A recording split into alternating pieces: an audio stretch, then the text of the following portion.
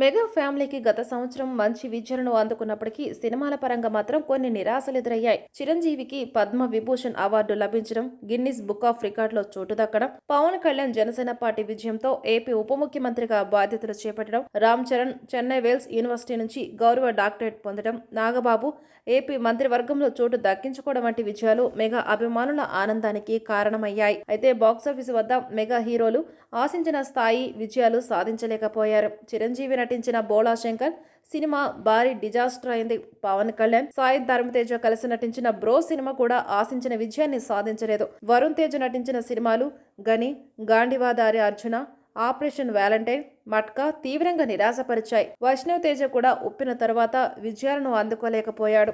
తాజాగా Aadikeshava cinema disaster అయింది. Ram Charan single గా విజయాన్ని సాధించి చాలా కాలమైంది. తండ్రితో కలిసి నటించిన ఆచార్య సినిమా డిజాస్టర్ గా మారింది. త్రిబులర్ అంతర్జాతీయ స్థాయిలో గుర్తింపు తెచ్చినప్పటికీ ఆ స్టార్డమ్ ఆచార్యను కాపాడలేకపోయింది. ఈ నేపథ్యంలో సంక్రాంతికి వచ్చిన గేమ్ చేంజర్ సినిమా మీద అభిమానులు పెద్ద ఆశలు పెట్టుకున్నారు. అయితే ఆ సినిమా మిక్స్డ్ టాక్ తో తీవ్ర నిరాశనే మిగిల్చింది. మొదటి రోజున మంచి ఓపెనింగ్స్ సాధించినప్పటికీ ఆ తర్వాత వసూళ్లు పడిపోయాయి. ఇప్పటి పరిస్థితుల్లో విశ్వంబర సినిమా మెగా ఫ్యామిలీకి కొత్త ఉత్సాహాన్ని ఇవ్వాలని అభిమానులు కోరుతున్నారు.